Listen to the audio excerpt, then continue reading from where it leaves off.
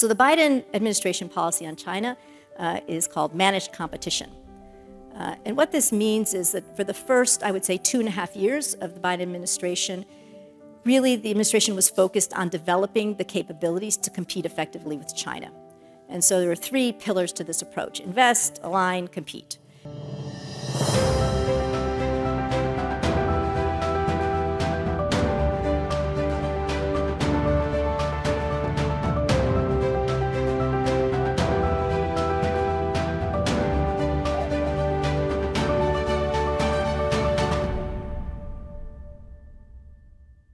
So ultimately, Xi Jinping's world reflects a geographically expanded China that is economically and militarily dominant in the Asia-Pacific and is a center of gravity globally in terms of the values and norms and institutions that underpin the international system. Now, before I talk about the US response, let me just note that there's no guarantee that this, despite Xi Jinping's confidence, there's no guarantee that this vision is going to be realized. And right now in Washington and within sort of the China scholarly community, there's a lot of discussion about whether China's domestic considerations are going to be a sufficient enough drag on China that Xi Jinping is going to have to rein in his foreign policy ambitions. And what people point to in particular are China's slowing economy, weak property sector, stock market is enormously problematic.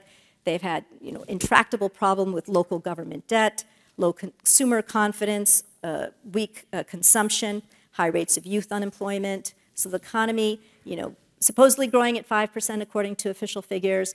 Most US economists will say somewhere between 0 and 3%. The demographic challenge, people always point to this, right? China has right now the lowest birth rate, despite having gotten rid of the one-child policy, the lowest birth rate since the end of the Great Leap Forward back in around 1960. The working age population in China peaked in 2012. By 2100, people estimate that the population of China will be half of what it is today. That places an enormous stress on things like China's pension system, which is already very heavily stressed in many provinces. People say the pension system will be broke in China by 2035. It doesn't help with China's innovation because most innovation comes from younger people. And of course, it sort of undermines Xi Jinping's entire notion of China's economy, his dual circulation notion that China's economy is big enough for China to innovate, manufacture, and consume. So it takes an important hit in the consumption side of things. And then third, people point to international headwinds that China is facing, and they're serious. The Belt and Road Initiative, if you look at probably any single country that has been the recipient of a Belt and Road project, you will find that there's been a protest in that country around the project, whether it's because of labor issues or environmental problems or the corruption and lack of transparency that went out with the tendering process for the project. We saw last year that in the third Belt and Road Forum that Xi Jinping, changed sort of the moniker for Belt and Road. Now it's the sort of subtitle is "Small is Beautiful," right? So smaller, more beautiful projects. People tend to think that this means retrenchment in the BRI. I think what it actually means is simply a different focus, and in many respects, that focus is not supportive of our interests. So instead of building, bridges to nowhere, China's going to focus on the digital Silk Road. It's going to focus on ports. It's going to focus on mining. Right? These are all areas that matter enormously to U.S. Economic interests. People look at the level of FDI, foreign direct investment, that's going into China, which is now at a 30-year record low, as a sign of China's problems.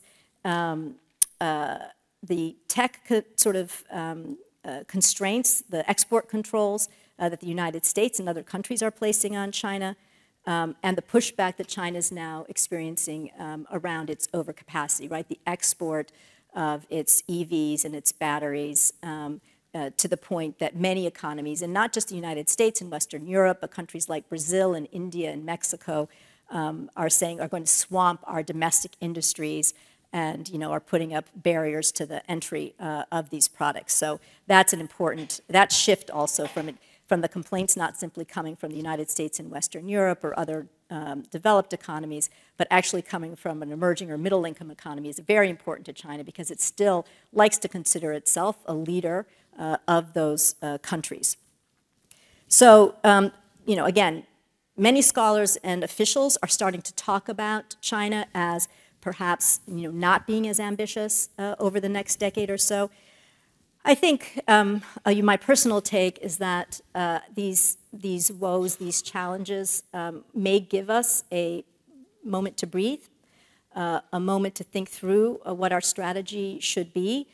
But fundamentally, all it means is we should be running harder and faster and taking advantage of any sort of step back that China may take on any one aspect of the implementation of Xi Jinping's vision.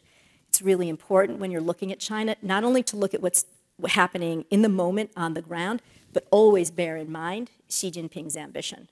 Because even if there's one step forward and two steps back, Xi Jinping will still, and China will still, seek to realize that ambition. Okay, so what about the US response? I'm going to talk about the Biden administration response, but I'm happy to talk about from Obama through to Trump to Biden if people are interested in sort of more how we got where we are today in US policy.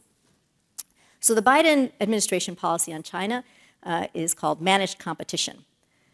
And what this means is that for the first, I would say, 2.5 years of the Biden administration, really, the administration was focused on developing the capabilities to compete effectively with China.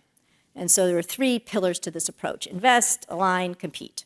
Invest meant investing at home in terms of the Chips and Science Act, the Inflation Reduction Act, the Bipartisan Infrastructure Law. This was all about trying to ensure that the United States had both the fundamentals of our infrastructure and our technology and our manufacturing that would enable us to compete with China, through the rest of the 21st century.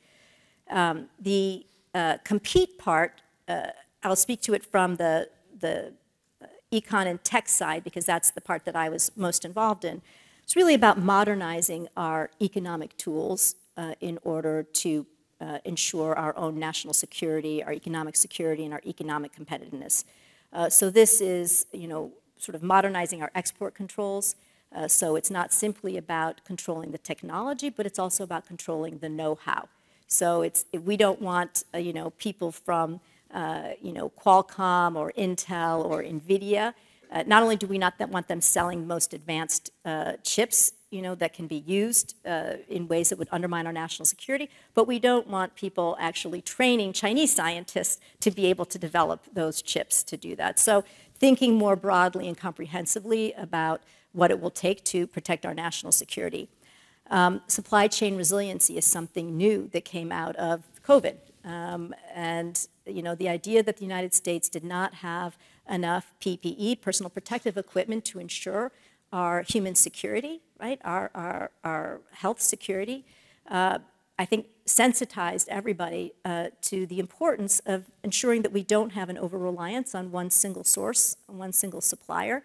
In particular, in this case, China, which is not a very dependable, source. And we saw that Xi Jinping actually did weaponize PPE in COVID. So he, Chinese diplomats used it to try to get other countries, to Germany. They said, we're not going to give you PPE unless you let Huawei be, your 5G provider. So we saw them use PPE as a weapon.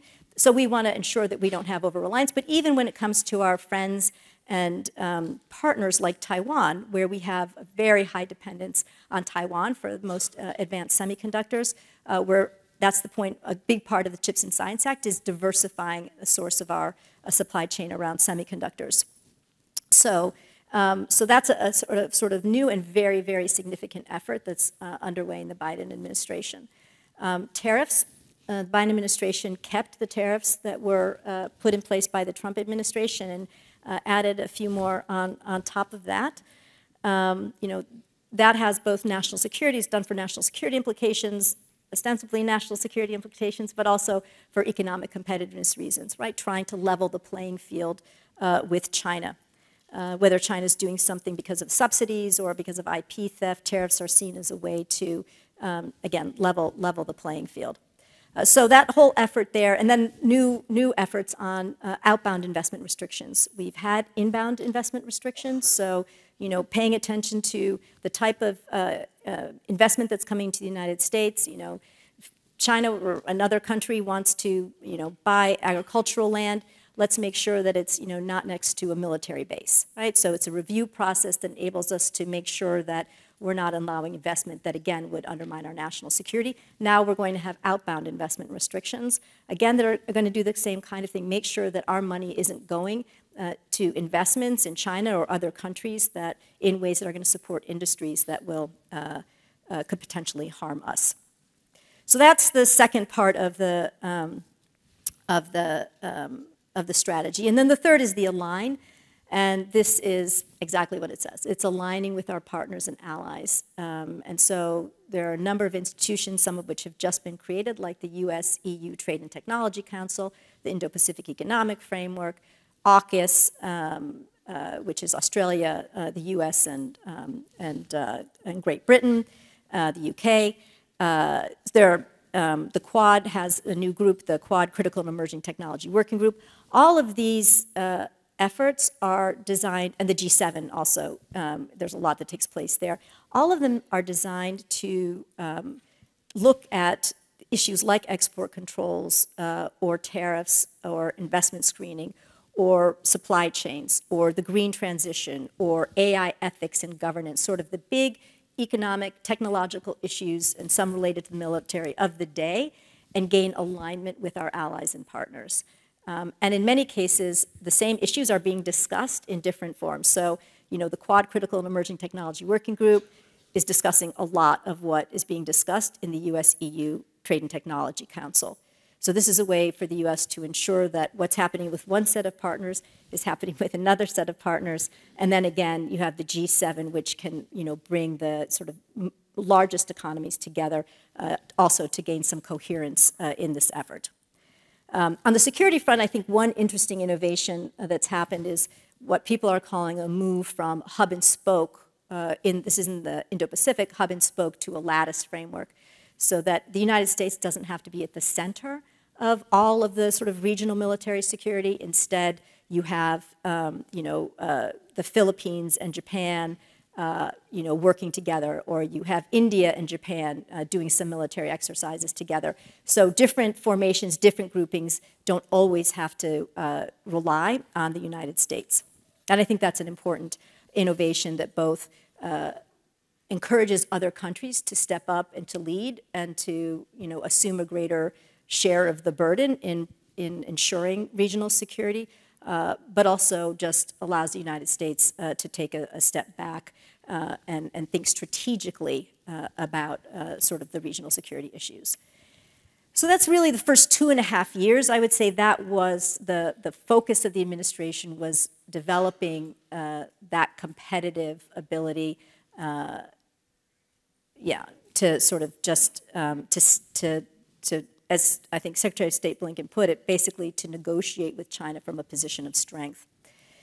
In the last year or so, there's also been an effort at what I would call the managed part of it, which is looking at ways, if not to cooperate with China, at least to establish channels of communication.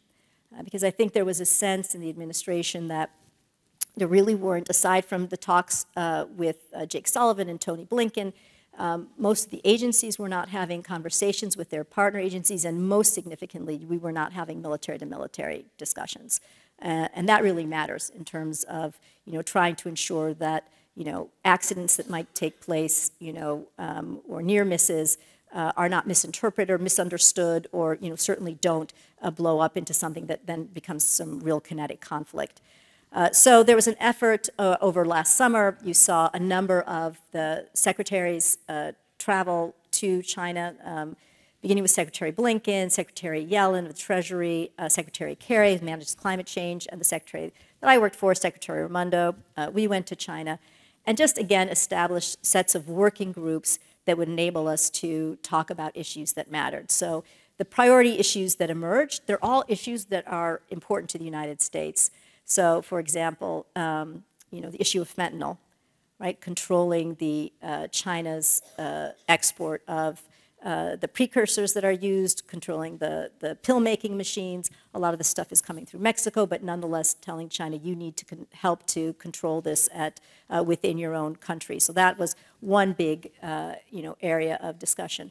at Commerce, we had a number of different working groups, things on like statistics or on export controls, or we had one that's on trade. Our companies, many companies still want to do business in China, companies that are not involved in sort of areas of national security.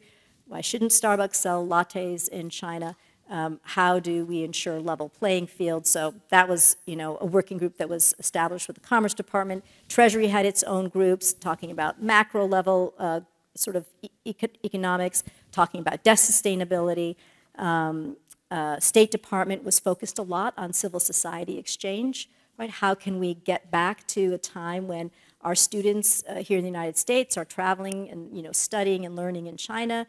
Of course, Chinese students are still, we don't have as much difficulty attracting Chinese students here. They're still coming. But how do we get back to a point where, there's scholarly exchange going on? So this is a big effort of the State Department. Ambassador Nick Burns came out, I think it was maybe a month and a half or 2 months ago. So despite the fact that at Woodside, when the two presidents met last November out here in Woodside, California, right near here, they agreed that this was going to be a priority area, expanding the civil society exchange, et cetera. Ambassador Burns came out and said that the Chinese have basically canceled upwards of 70 different efforts that the U.S. Embassy had put forward, that had been agreed to and then had been canceled for public diplomacy. So really calling out Xi Jinping and China for not living up to the spirit of the agreement. But this continues to be an effort I know that the State Department is pushing. So, and then climate change. And we did manage to get an agreement, a methane agreement, which is important, right? Controlling another greenhouse gas. So I would say that the energy behind these cooperative efforts is limited. I think on both sides. I think neither side feels as though there's much give on the other side. I think, and in both countries, I think there are political constraints to actually moving forward in a kind of breakthrough way. So just to give you one example, when we had a very good set of conversations when we were in China, the Commerce Department, the Chinese officials were very matter of fact. They were very gracious. There was no mention of sort of the hot topics that Chinese officials like to raise completely out of context about Taiwan or Xi Jinping thought. There was none of that. It was really focused on the economy and our commercial relationship. How do we think about de-risking? What's the difference from de-risking and decoupling? A really good set of conversations from the premier on down. When we got back to Washington, we found that there had been this meme that had gone around with Secretary Raimondo advertising the Huawei Mate phone as though she was promoting it. And then the Ministry of State Security came out and said this was basically, old wine in a new bottle. So it seemed as though, maybe the meetings had not been as, positive as, we had assessed. But then we got a call from, Chinese officials asking and, saying, we hope that what you're seeing here happening over here is not undermining what we thought were some really productive talks. And I think that's an important reminder as well, something that we often forget when we talk about China, is that there are some pretty significant differences within China. Right? You have the public security, state security apparatus on one hand that's been very much empowered in China, and then you have the commercial side of things, which has not been empowered, but really would like to see, the trade relationship, improve and develop.